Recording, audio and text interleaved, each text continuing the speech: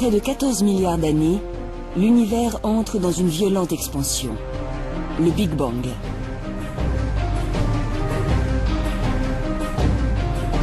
Le temps, l'espace, la matière et l'énergie surgissent du néant.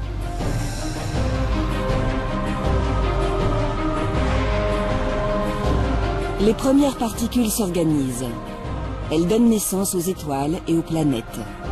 Des astres qui se regroupent en dizaines de milliards de galaxies. Au sein de ce déchaînement primordial, une petite sphère de 12 000 km de diamètre voit le jour. La Terre.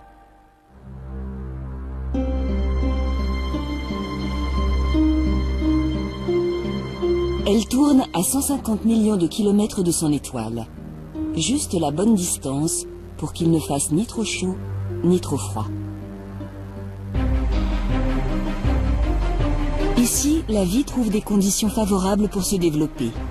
En 4 milliards d'années, les océans, les terres et le ciel ont été colonisés.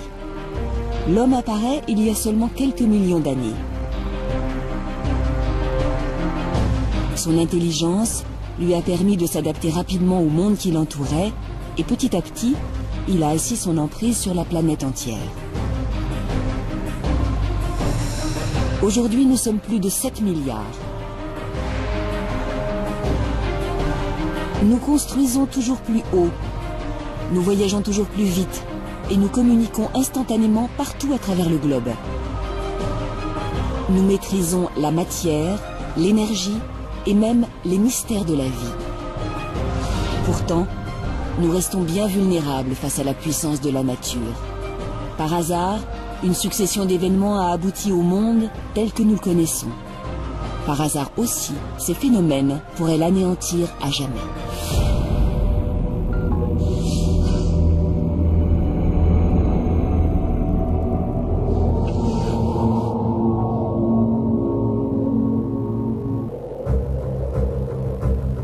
Depuis toujours, l'homme regarde vers l'avenir avec angoisse et incertitude. Il est le maître du monde, mais il sait pertinemment que ce monde pourra être réduit au néant. Au fil de l'histoire, des récits et des sciences, il a pris conscience de sa mortalité et de celle de son espèce. Les dinosaures, les grands mammifères, Néandertal, tous ont succombé. Ce qui préoccupe l'humanité n'est pas de savoir si elle disparaîtra, mais plutôt quand et comment elle disparaîtra. Depuis que la Terre existe, et surtout depuis que l'homme arpente la Terre, il s'interroge sur son avenir. Il s'interroge sur son avenir et à défaut de l'imaginer, il le détruit. L'historien Luc Mary a longtemps étudié cette crainte du futur.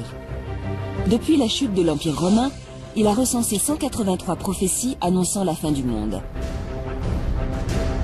Des prédictions apocalyptiques qui prennent leur source dans les craintes du présent. Une brusque montée des eaux en mer Noire il y a 7500 ans aurait donné lieu au récit du déluge. La grande peste qui décime l'Europe au XIVe siècle relance l'annonce d'un jugement dernier. Pour Luc Mary, ces présages révèlent et cristallisent toutes les peurs de l'humanité. Surtout 3 peurs. La peur de l'invisible, la peur de l'inconnu et la peur de l'avenir.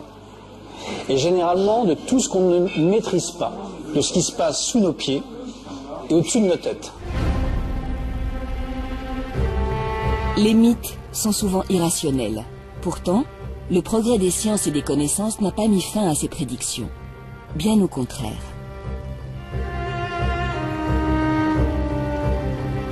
Les scientifiques nous ont appris que tout ce qui existe dans la nature est périssable.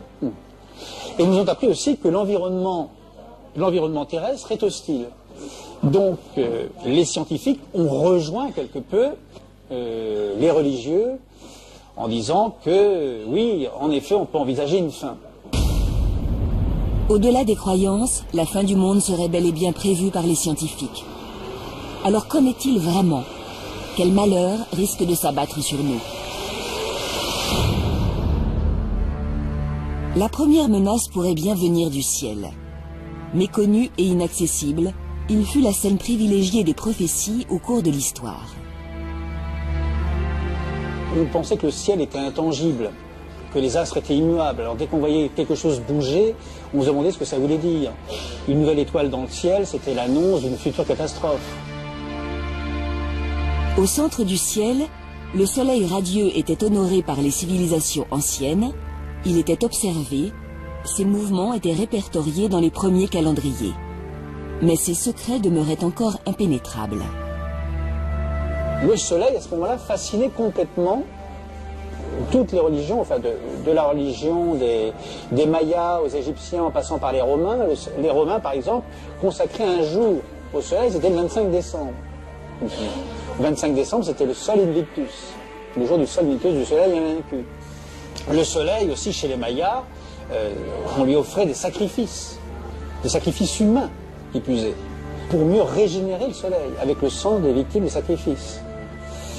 Et ce soleil, donc, a complètement fasciné, à défaut de le comprendre, on l'a vénéré.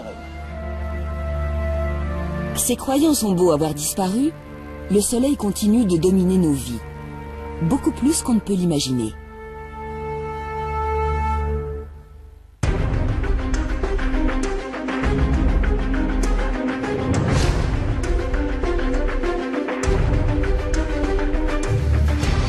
La science nous apprend aujourd'hui qu'il est loin d'être aussi calme qu'il en a l'air.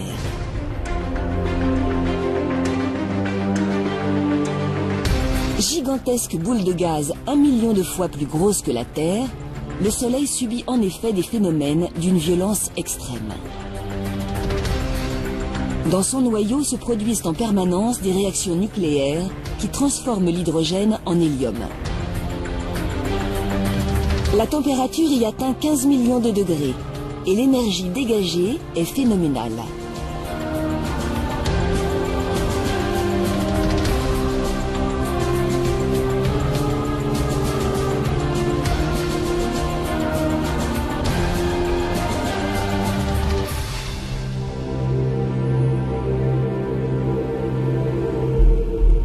Ce bouillonnement incessant peut être troublé par des événements encore plus puissants, les éruptions solaires.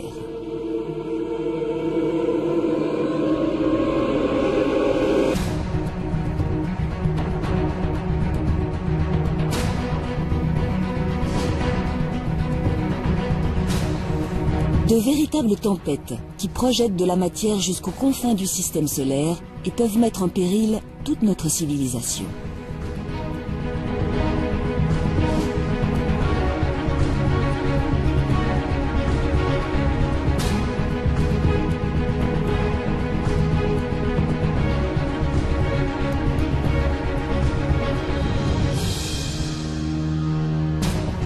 En Belgique, l'Agence spatiale européenne a donc placé notre étoile sous très haute surveillance.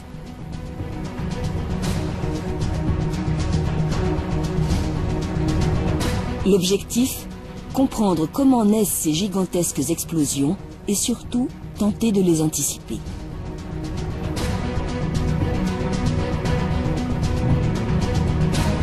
Au sol, des télescopes scrutent l'activité du Soleil à l'affût du moindre sursaut. Plus haut, dans l'espace, là où l'atmosphère n'embarrasse plus les instruments, des satellites détectent, filment et enregistrent chacune de ces irrégularités, 24 heures sur 24. Juha-Pekka Luntama dirige ce vaste programme baptisé Space Weather. Il y a des anomalies magnétiques à la surface du Soleil. Le champ magnétique du Soleil est tordu à certains endroits qu'on appelle des taches solaires. Ces régions sombres à la surface du Soleil.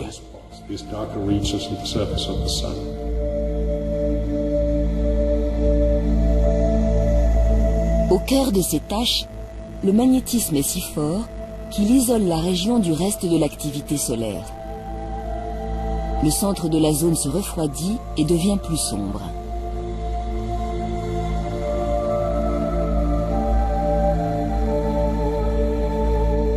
Certaines taches mesurent 10 fois le diamètre de la Terre, et c'est autour d'elles que les éruptions semblent prendre naissance.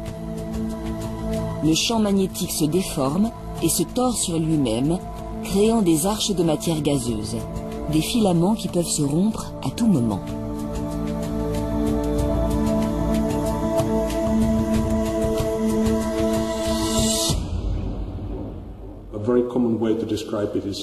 C'est comme un élastique. C'est la comparaison qu'on utilise en général. Si vous prenez un élastique et que vous commencez à l'entortiller entre vos doigts, il va s'en mêler. Des nœuds vont se former. Et si vous continuez, il finira par casser. Toute l'énergie contenue dans l'élastique entortillé va être libérée et vous allez sans doute vous faire mal aux doigts. C'est ce qui se produit avec ces anomalies magnétiques à la surface du Soleil. Ce phénomène s'appelle une éruption solaire.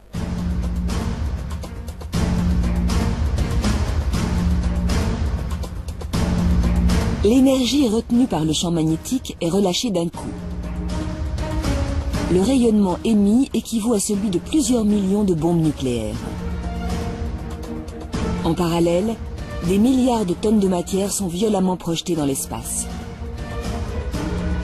Lorsqu'une telle éruption se produit en direction de la Terre, cette matière solaire fonce vers nous à une vitesse prodigieuse, plusieurs millions de kilomètres/heure.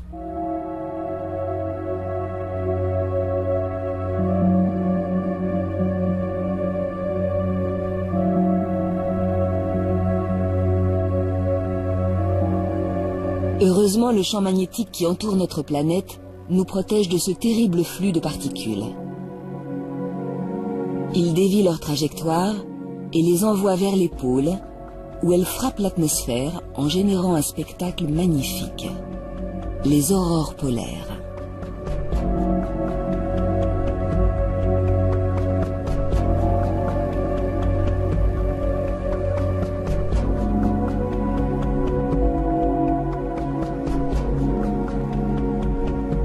Mais des tempêtes solaires particulièrement violentes peuvent avoir d'autres conséquences, bien plus dévastatrices.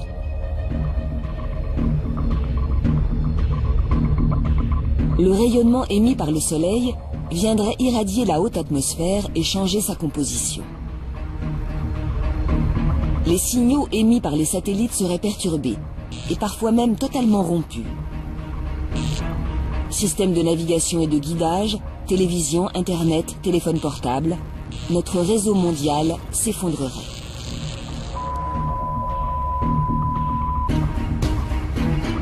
Et ce n'est pas tout. Le champ magnétique de la Terre ne jouerait plus totalement son rôle de bulle protectrice. En le percutant, les particules solaires interagissent avec lui et génèrent des courants électriques. Elles provoquent des orages magnétiques.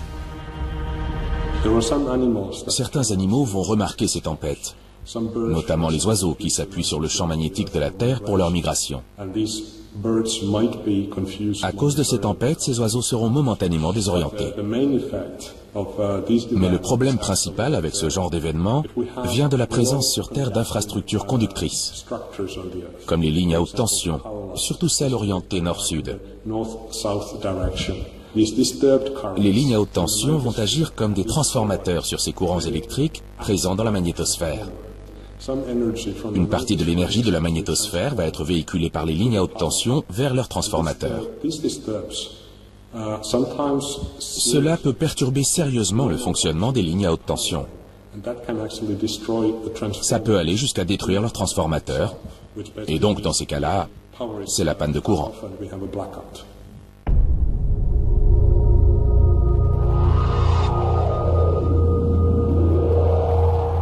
Déjà, en 1989, une importante éruption solaire a provoqué une coupure totale d'électricité au Québec, plongeant la région entière dans le noir. En 2003, le scénario s'est reproduit en Europe du Nord. Mais la tempête solaire la plus grave remonterait à 1859. Cette année-là, des aurores polaires sont visibles jusqu'à Cuba. L'orage magnétique associé aurait touché la quasi-totalité du globe, mettant les réseaux télégraphiques hors service. Si un tel événement se reproduisait aujourd'hui, le monde entier serait paralysé. Transport, télécommunications, éclairage, plus rien ne fonctionnerait. L'humanité devrait réapprendre à vivre sans électricité.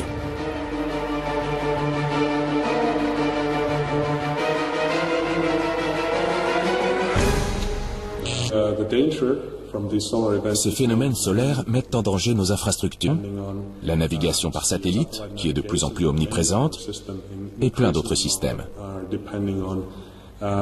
Sans oublier l'effet sur le réseau électrique. Une coupure de courant, ça a un impact majeur dans notre société actuelle. Selon les spécialistes, des éruptions de cette envergure se produisent tous les 100 à 500 ans à la surface du Soleil. La plus récente date de 150 ans. Le pire est donc à venir. Dans les prochaines décennies ou les prochains siècles, une éruption majeure aura forcément lieu.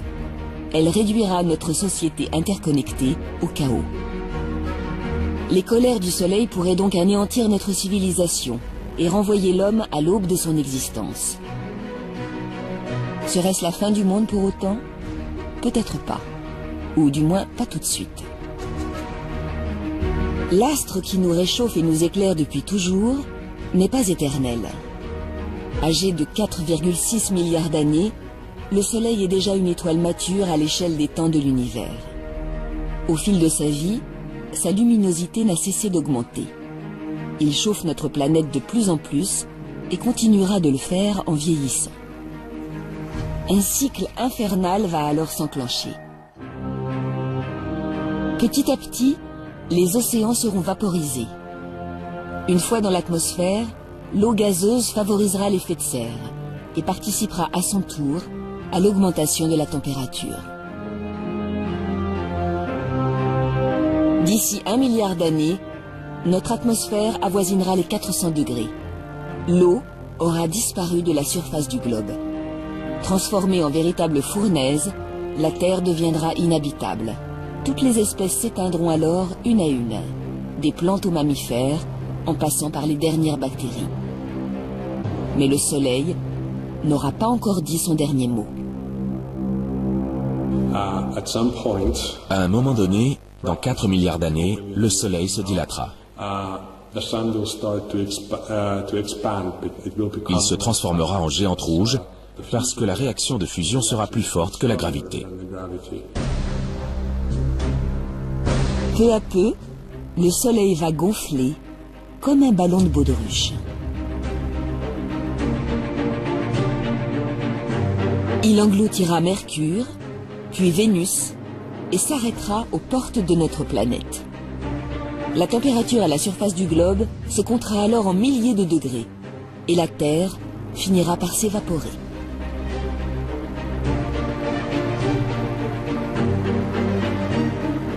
Le Soleil terminera ensuite sa vie. Il s'effondrera sur lui-même et se refroidira. La géante rouge deviendra naine noire, une étoile morte. La fin du monde aura donc bien lieu. La Terre née avec le Soleil disparaîtra avec lui.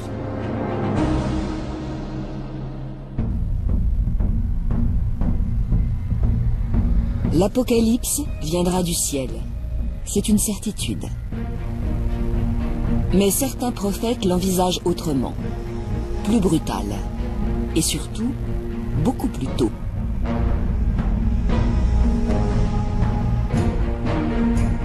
Dans le livre du Nouveau Testament, Saint Jean décrivait déjà des cataclysmes soudains. Ils sont provoqués par les 7 anges de l'Apocalypse. Le premier sonna de la trompette, une grêle de feu mêlée de sang se précipita sur le sol, le tiers du sol brûla, ainsi que le tiers des arbres et toute plante verte. Une description très symbolique. Il faut attendre le progrès des sciences au siècle dernier pour que la menace se fasse plus précise.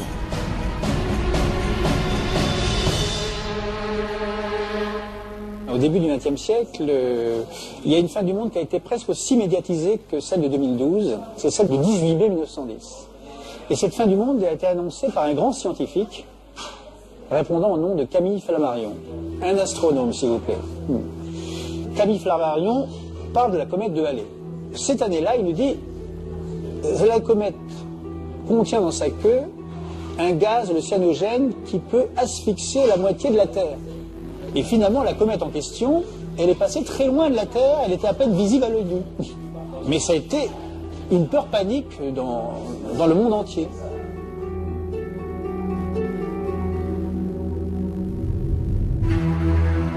La fin du monde, c'est toujours le reflet des angoisses d'une époque. Au XXe siècle aussi, dans beaucoup de films, parce que le XXe siècle, on peut le découvrir à travers les films. Et ce qui est récurrent aussi, c'est les astéroïdes qui percutent la Terre. Cette fois-ci, la description des films hollywoodiens est sans ambiguïté. Un bloc rocheux de plusieurs millions de tonnes fonce à travers l'espace et percute la Terre de plein fouet. Voilà le scénario qui pourrait sonner le glas de la vie sur Terre. Un scénario tout à fait envisageable si l'on en croit les spécialistes. Notre communauté scientifique étudie les astéroïdes depuis des centaines d'années. Il y a 30 ans environ, certains ont découvert qu'on ne pouvait pas écarter la menace d'une collision entre un astéroïde et la Terre.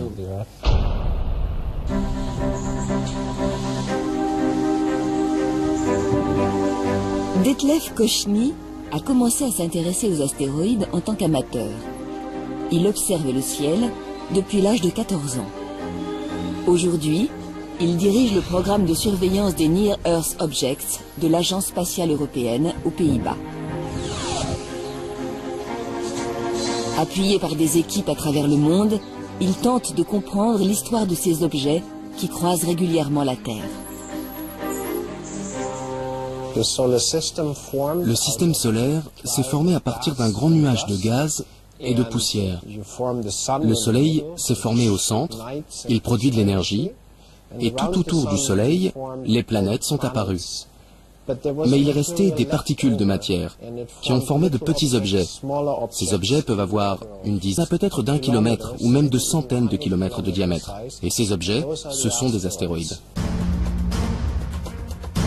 Aujourd'hui, les astéroïdes sont rassemblés dans la ceinture principale, entre Mars et Jupiter, dans la ceinture de Kuiper, au-delà de Neptune, et dans le nuage d'Oort, aux confins du système solaire.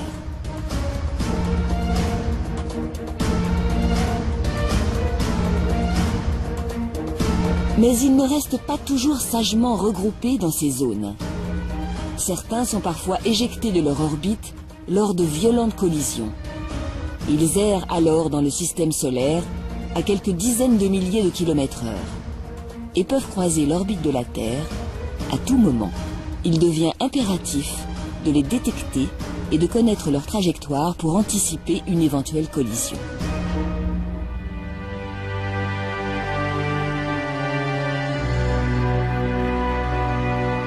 Couplés avec une caméra, des télescopes du monde entier scannent le ciel étoilé, à l'affût de la moindre menace.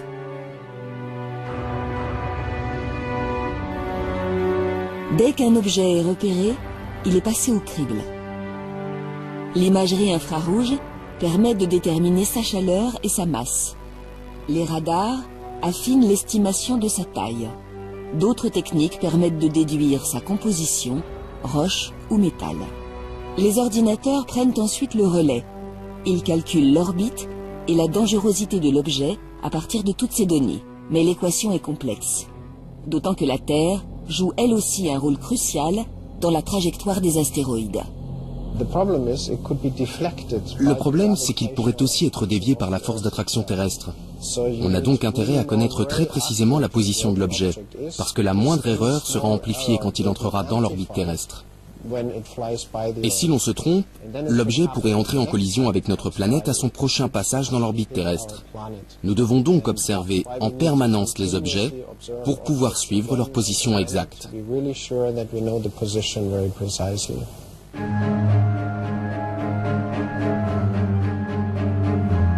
Malgré les calculs très précis des astrophysiciens, certains astéroïdes jouent des tours à la communauté scientifique.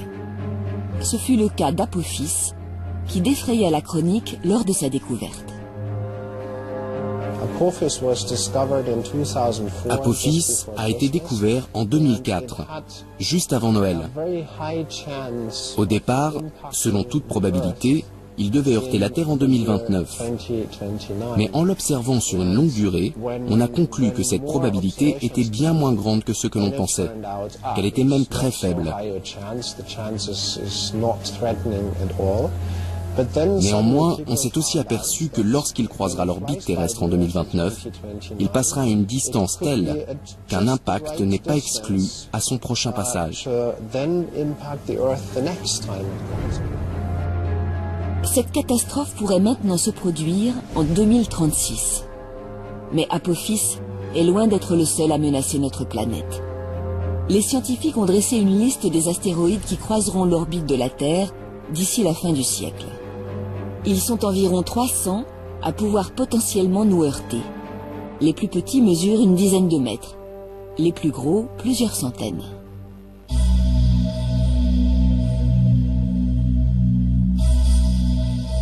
« 2010 AU 118, 894 mètres de diamètre et une chance sur 60 millions de nous percuter. 1979 XB, 681 mètres, une chance sur 2 500 000. 1999 RQ36, 560 mètres et une chance d'impact sur 1410. Plus l'astéroïde est grand, plus l'impact sera dévastateur. Pourtant, la menace la plus sérieuse ne mesure que 140 mètres. Elle s'appelle 2011 AG5. L'objet a une chance sur 500 de venir nous frapper, peut-être en 2040. Nous ne savons pas exactement où. Il faudra attendre le dernier moment.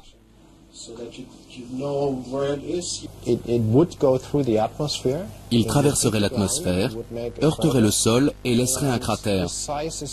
Étant donné sa taille, les dégâts pourraient être régionaux, voire plus importants. Des dégâts régionaux, ça signifie qu'il serait capable de détruire une grande ville s'il tombait dessus. Et si c'est plus, il pourrait aller jusqu'à rayer de la carte un pays entier. 2011 AG5 n'est pas le plus gros astéroïde détecté par les astronomes. C'est surtout avec lui que l'impact est le plus probable. Mais la liste de 300 est loin d'être exhaustive. Les plus petits astéroïdes, ceux qui mesurent à peine quelques dizaines de mètres, sont extrêmement difficiles à détecter. Ils sont aussi beaucoup plus nombreux.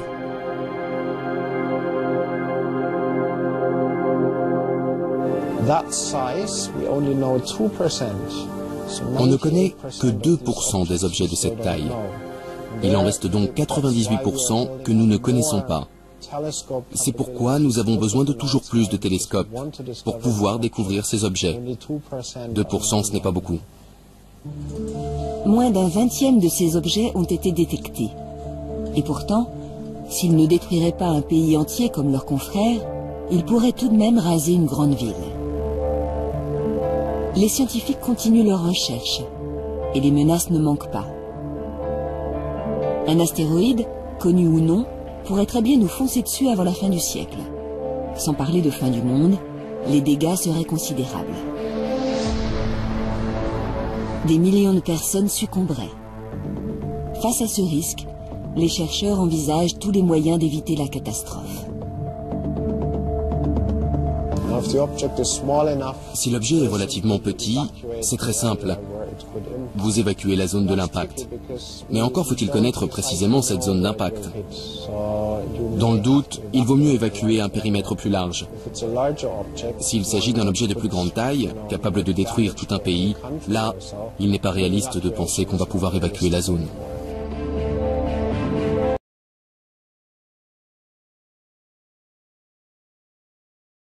Les scientifiques travaillent alors sur des missions visant à dévier les astéroïdes de leur trajectoire. Une des plus abouties projette d'envoyer un satellite très lourd contre l'objet. Une simple impulsion. Le choc va être très léger dans la mesure où la masse de l'astéroïde est nettement supérieure à celle d'un satellite. Mais si vous le faites suffisamment à l'avance, avant qu'il n'arrive à proximité de la Terre, cela peut suffire à dévier sa trajectoire. Comme dans les films de science-fiction, aussi envoyer directement tout notre arsenal nucléaire contre lui, voire le faire exploser de l'intérieur. C'est effectivement le seul moyen de dévier un astéroïde très proche de la Terre. Mais il vaudrait mieux éviter de le faire exploser. Il se désagrégerait alors en milliers de petits corps qui risqueraient à leur tour de heurter la Terre.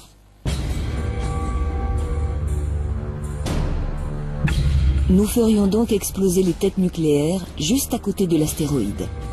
L'énergie déployée permettrait peut-être de le dévier suffisamment, même au dernier moment. Ces solutions sauveraient un pays entier de la catastrophe, à condition de voir la menace venir.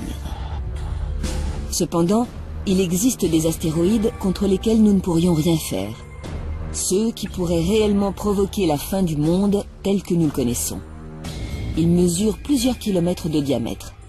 Heureusement pour nous, leur taille les rend facilement détectables et les scientifiques estiment en connaître la quasi-totalité.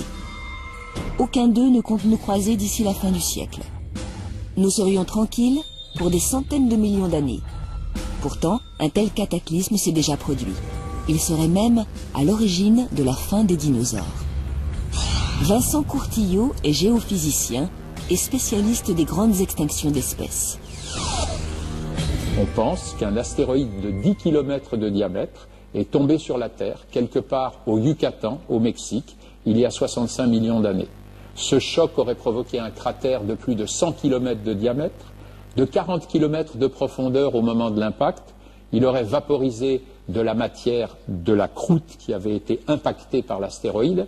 Il aurait projeté dans l'atmosphère des particules chaudes, des gaz, du gaz carbonique, du gaz sulfureux, des pluies acides, tout un tas de catastrophes qui auraient gravement affecté la vie. Ce sont les 2/3 de toutes les espèces vivant à la surface de la Terre à cette période-là qui ont disparu en une période qui est de l'ordre, pour le géologue, du million d'années. Une crise d'extinction massive. Une hécatombe planétaire. Mais pour beaucoup de scientifiques, l'impact d'astéroïdes ne suffit pas à lui seul à expliquer un tel cataclysme. Il se serait produit au même moment un volcanisme hors norme qui métamorphosa la surface de la Terre pendant près d'1 million d'années, les trappes du Décan.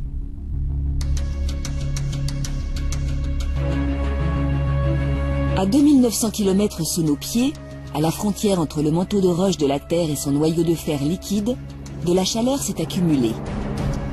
Le noyau a chauffé le manteau et la matière est devenue plus légère, moins visqueuse. Une bulle de matière en fusion s'est formée. Un panache qui est remonté lentement, centimètre après centimètre.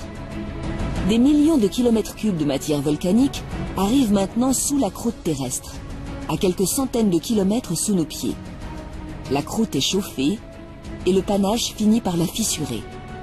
Des coulées de lave gigantesques jaillissent du sol.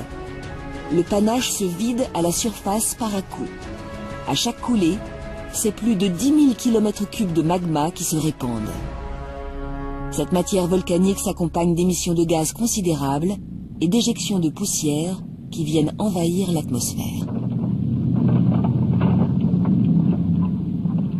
Alors, est-ce que ça ne serait pas le gaz de ces volcans qui aurait empuanti l'atmosphère, empoisonné l'atmosphère et conduit aux extinctions d'espèces?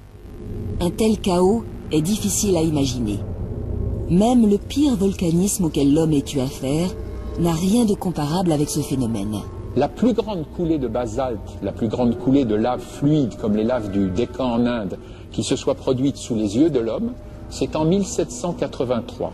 En Islande, une fissure dans la région du Laki a mis en place en un an 15 km3 de lave. Ça a complètement perturbé le climat de l'hémisphère nord. On sait maintenant que ce sont des centaines de milliers de gens qui sont morts, probablement à cause de cette éruption de 1783. C'était quoi? C'était 10 km3 de lave en un an. Et je vous ai dit qu'en Inde, on a des coulées de 10 000 km3 de lave qui se sont formées en moins de 100 ans. C'est-à-dire, chaque année, 100 fois plus fort que le Laki et pendant 100 fois plus longtemps. Et ça, c'est une coulée. Et il y a des dizaines de coulées superposées. Et quand on fait le calcul des quantités de gaz injectés dans l'atmosphère et des conséquences climatiques, eh bien, on s'aperçoit en fait que le fameux impact d'astéroïdes, il a eu à peu près le même rôle qu'une grande coulée de lave. Pour Vincent Courtillot, il semble bien que le volcanisme de Trappes ait été le moteur principal de cette grande extinction. Comme 65% des espèces vivant à l'époque, les dinosaures n'y ont pas survécu. Mais à force d'enquête, les géologues ont découvert autre chose.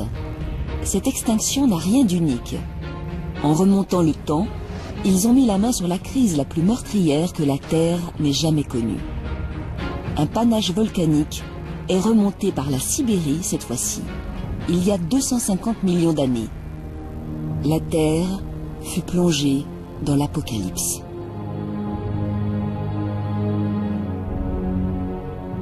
On pense par des calculs statistiques que c'est 99% de tout ce qui vivait sur Terre qui a disparu en moins d'1 million d'années.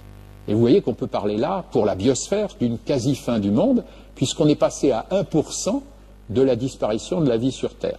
Donc, il y a 250 millions d'années, on est passé à un cheveu d'une vraie fin du monde, et 5 ou 6 fois dans l'histoire géologique des 500 derniers millions d'années, il s'est produit une crise de ce type. Les trappes ont donc régulièrement sonné la fin d'un monde. Et cela se reproduira, forcément. C'est un phénomène inhérent à l'activité de la Terre. Les continents dérivent, les montagnes se créent et les volcans grondent. On a vu qu'en moyenne, il y a une éruption de ce type tous les 30 millions d'années. La dernière fois qu'il y a eu une grande éruption de ce type, c'est en Éthiopie, il y a 30 millions d'années. Alors si je vous dis, la dernière était il y a 30 millions d'années, la prochaine c'est maintenant. Mais c'est maintenant à l'échelle du million d'années, et en sachant que quelquefois ça peut être 10 ou 100 millions d'années entre deux éruptions. Que sommes-nous face aux millions d'années? Face à un ciel assombri par les gaz et les poussières volcaniques. Ces phénomènes nous dépassent. Mais même à notre dimension, la nature sait se montrer violente.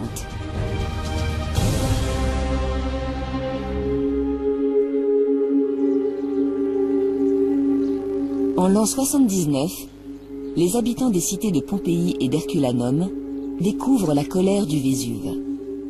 Des milliers de personnes périssent sous un nuage de cendres. Les chrétiens de l'époque y voient un signe de la fin de l'Empire romain.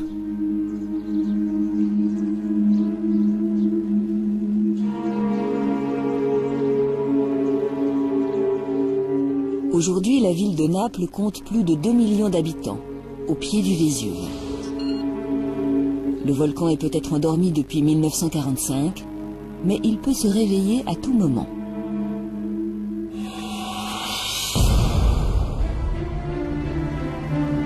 Et il n'est pas le seul à menacer l'agglomération napolitaine.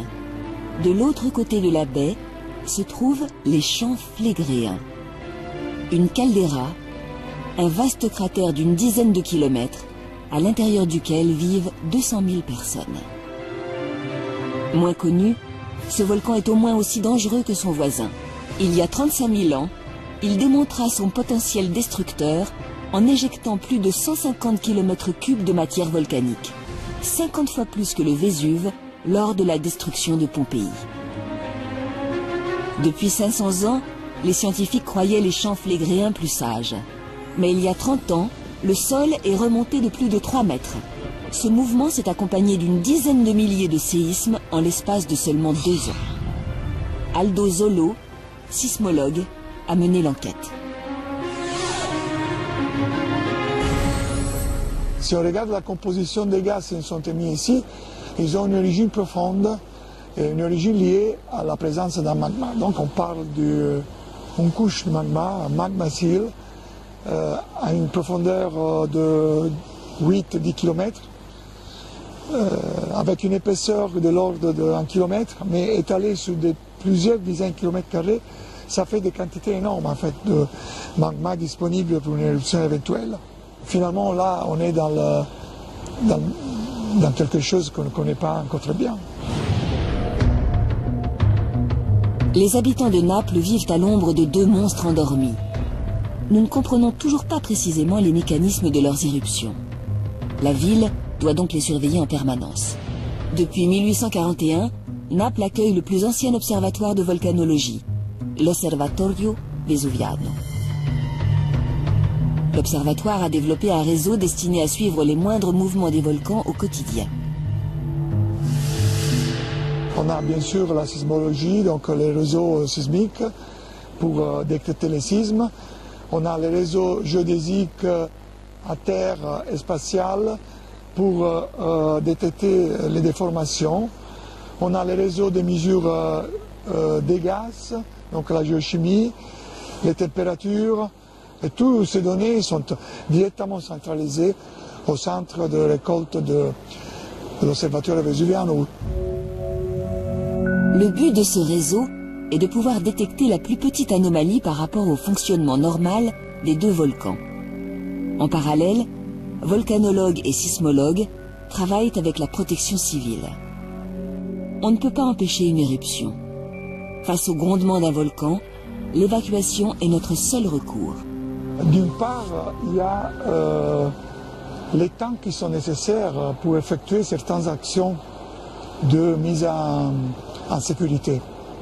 Par exemple, mettons qu'on veut protéger la région autour de ce volcan, combien de temps j'aurais besoin pour mettre en sécurité, donc évacuer les personnes. Et nous savons que ces mécanismes de déplacement des populations ne sont pas immédiats. Et donc, il faut être prêt pour agir le plus rapidement possible. Les scientifiques sont sur le qui-vive. Ils sont pourtant confrontés à un second problème. Une activité sismique hors norme, une remontée de gaz ou une augmentation de la température sont autant de signes annonciateurs d'une éruption. Mais parfois, rien ne se passe. Plus on souhaite déclencher l'alerte en amont de la catastrophe, plus on risque la fausse alerte et le déplacement de dizaines de milliers de personnes. La société doit être prête à ce compromis. C'est le prix à payer pour vivre en sécurité au sein d'une nature brutale. Qu'est-ce qu'il existe entre ces volcans que nous connaissons à l'échelle humaine et les énormes trappes où nous avons chiffré les volumes de lave en millions de kilomètres cubes? Donc entre kilomètres cubes et millions de kilomètres cubes, est-ce qu'il y a quelque chose d'intermédiaire? Eh bien oui, il y a ce qu'on appelle les super-volcans ou super-éruptions. On retrouve ces super-volcans un peu partout sur notre planète. Comme pour les champs flégréens de Naples, ils se présentent sous la forme de vastes cratères où la nature a repris ses droits. Yellowstone, aux États-Unis, est sans doute le plus connu d'entre eux. Un parc naturel calme et parfois jalonné de geysers. Mais cette activité hydrothermale trahit la présence d'un volcan. Ce que les géologues ont découvert, c'est dans toute cette région, sur des milliers de kilomètres carrés, des cendres volcaniques dont ils ont vu que le volume était en fait considérable et qu'ils ont daté en utilisant les isotopes, et ils se sont aperçus que ces éruptions avaient le même âge. Les scientifiques ne s'attendaient pas à cela. Toutes les cendres ne proviendraient que de 3 éruptions majeures. Elles auraient eu lieu dans les 2 derniers millions d'années. Les chambres magmatiques des volcans actuels que nous connaissons sont de l'ordre de quelques kilomètres cubes du volcan. Les chambres magmatiques des super-éruptions devaient faire quelques milliers de kilomètres cubes. Plus de 2000 km3 de magma éjectés en une seule éruption. 1 millier de fois plus que le Vésuve lors de la destruction de Pompéi. C'est quelque chose d'assez effrayant quand sans doute sur des centaines de kilomètres carrés, des fontaines de lave et des explosions et des effondrements de calderas se produisent en même temps. Mais on ne pense pas que ce soit vraiment des fins du monde. Pour le Yellowstone, c'est plus de la moitié des États-Unis qui seraient dévastés. Mais là encore, ces éruptions sont difficiles à prévoir. Nous ne pouvons pas les étudier à l'échelle des millénaires. Nous savons simplement que le Yellowstone est entré en éruption tous les 700 000 ans environ. La dernière date de 640 000 ans. Et la prochaine? Dans 1000 ans? 10 000 ans? Nos lointains descendants verront ce monstre à l'œuvre. Une vision apocalyptique sans doute, mais pas de fin du monde annoncée.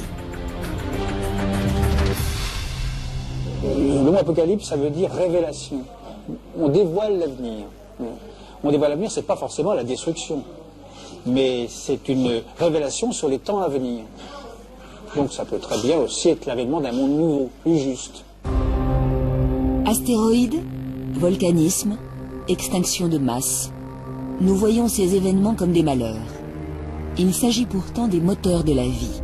L'histoire nous apprend qu'ils ont provoqué la fin d'un monde à plusieurs reprises. Mais ces cataclysmes laissent aussi le champ libre aux survivants. Il y a 65 millions d'années, les dinosaures ont disparu. d'autres espèces ont alors pu se développer très vite sur cette nouvelle terre, débarrassée de la concurrence. Ce fut le cas des mammifères. Ces espèces se mettent à évoluer très vite après ces catastrophes et à remplir petit à petit toutes les niches écologiques qui ont été laissées vacantes.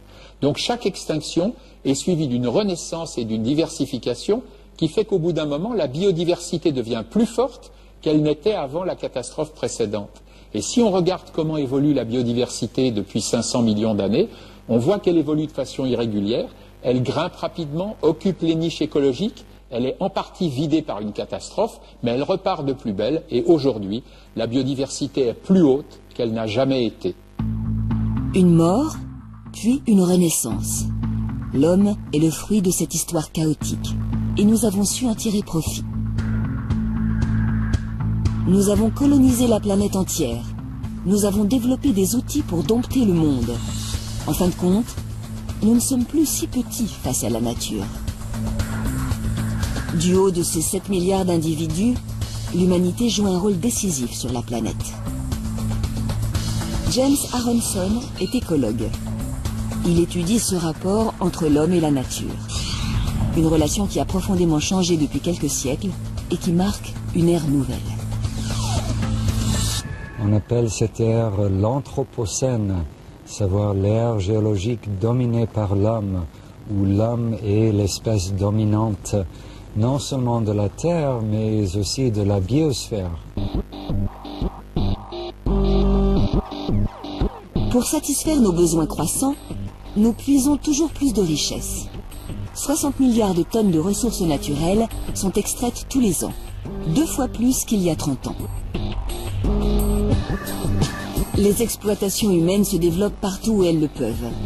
Sans y prêter attention, nous épuisons les sols, nous polluons, nous détruisons des milieux et des habitats naturels. Une des conséquences immédiates est la chute alarmante de la biodiversité. 50 à 1000 fois plus d'extinction d'espèces que lors des processus naturels. On a l'impression que la nature est infinie et peut absorber n'importe quelle quantité de pollution et peut toujours fournir nos besoins en matières premières. Mais on arrive à un moment dans l'Anthropocène où ce n'est plus le cas. Résultat, les milieux sont de moins en moins peuplés et de moins en moins diversifiés. Les fonctionnements des écosystèmes en sont directement menacés, et les services qu'ils nous rendent avec. Lorsque nous polluons et répandons des pesticides en masse, les abeilles s'affaiblissent. Faute de pollinisation, les plantes à fleurs sont moins productives. Cela signifie moins de fruits, moins de légumes et moins de céréales. Lorsque les sols sont surexploités, leurs micro-organismes s'amenuisent. Ils ne filtrent plus l'eau correctement et perdent en fertilité. À terme, notre façon d'exploiter les ressources brise des cycles naturels. Elle nous conduit à la désertification de certains territoires et à l'épuisement des richesses. Mais les écosystèmes et leurs espèces nous assurent aussi des services beaucoup moins évidents. Ils nous protègent. Vous vous souvenez qu'il y avait le tsunami très important en 2004 dans l'océan Indien qui a dévasté des côtes d'une vingtaine de pays. Là où les mangroves avaient été laissées intactes, les villages et les côtes ont beaucoup moins souffert. Et le monde s'est rendu compte que ces mangroves, ces forêts de mangroves, rendaient un service énorme aux hommes en termes de mitigation de l'impact des ouragans et tsunamis. Là où les mangroves avaient été éliminées pour faire place à un élevage de crevettes, c'est le cas classique, le tsunami a dévasté 10 fois plus que là où les mangroves étaient intactes. La modification des milieux nous rend aussi de plus en plus vulnérables face aux colères de la nature. Devant ce constat général, un groupe de chercheurs canadiens a récemment tiré la sonnette d'alarme. Selon eux, nous arriverions à un point de non-retour. Notre exploitation déraisonnée ne laisserait pas le temps aux milieux de se régénérer de continuer à produire pour nous.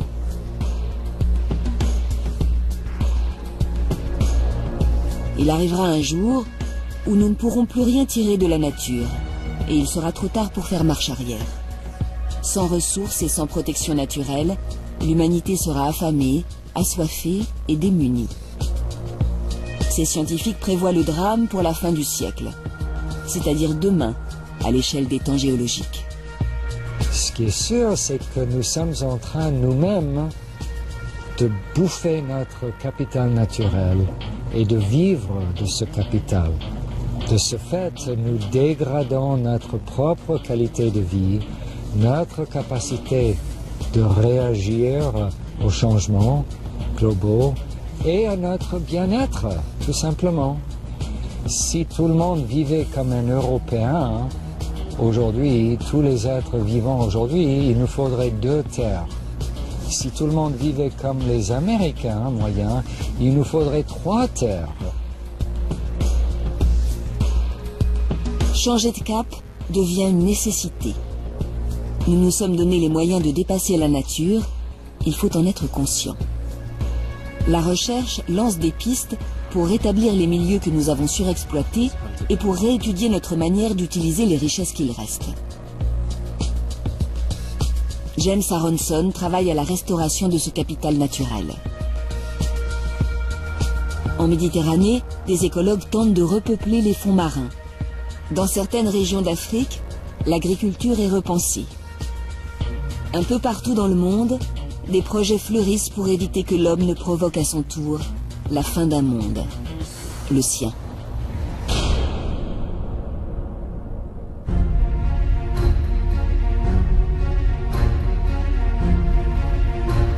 La peur de l'apocalypse a accompagné l'humanité tout au long de son histoire.